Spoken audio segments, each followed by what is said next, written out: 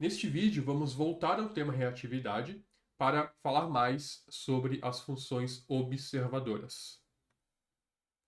A gente viu que as funções observadoras são o ponto final dos nossos diagramas de reatividade e que um aplicativo sem funções observadoras não gera o fluxo reativo, ou seja, a reatividade não é ativada.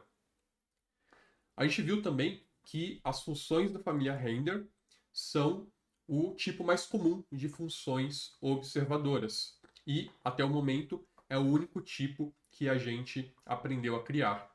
Mas as funções render não são o único tipo de função observadora.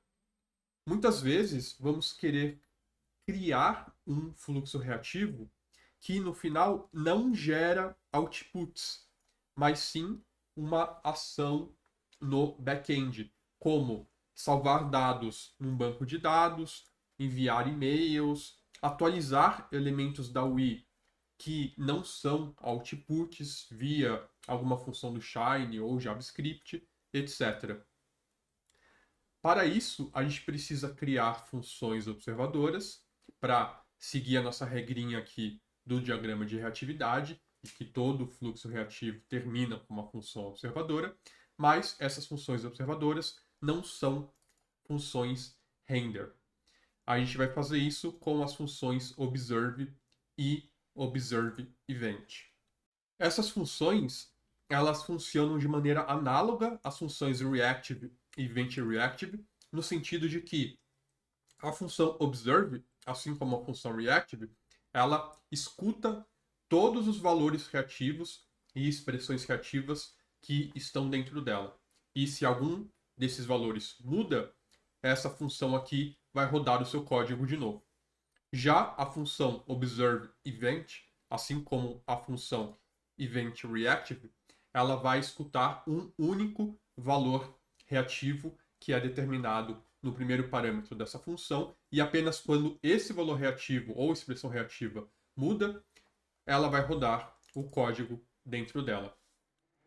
Então, em detalhes, a função observe vai receber um código, e sempre que qualquer valor reativo ou expressão reativa dentro deste código mudar, o código vai ser rodado novamente. Esse código aqui, ele não vai gerar um valor que vai ficar dentro do server igual acontecia com a função reactive, que cria expressões reativas.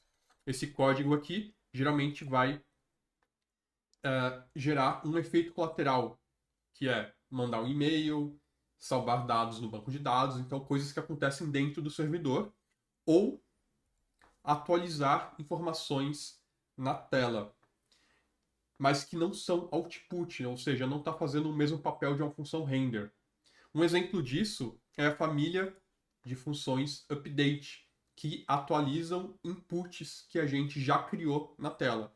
Então imagina que eu tenho dois filtros, um filtro, por exemplo, de estado, um filtro de cidade, e eu quero que sempre que a pessoa escolher um estado, as cidades do filtro de cidade sejam apenas as cidades do estado escolhido. Então eu quero atualizar o filtro de cidade a depender da escolha no filtro de estado.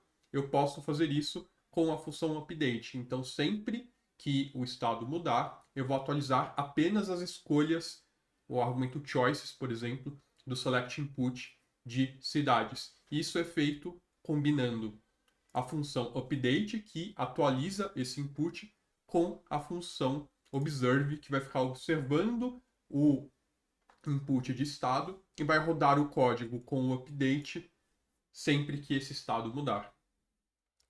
Já a função observeEvent, ela recebe como primeiro argumento um gatilho, que pode ser um valor reativo ou uma expressão reativa, e como segundo argumento um código que roda sempre que esse valor aqui de gatilho muda.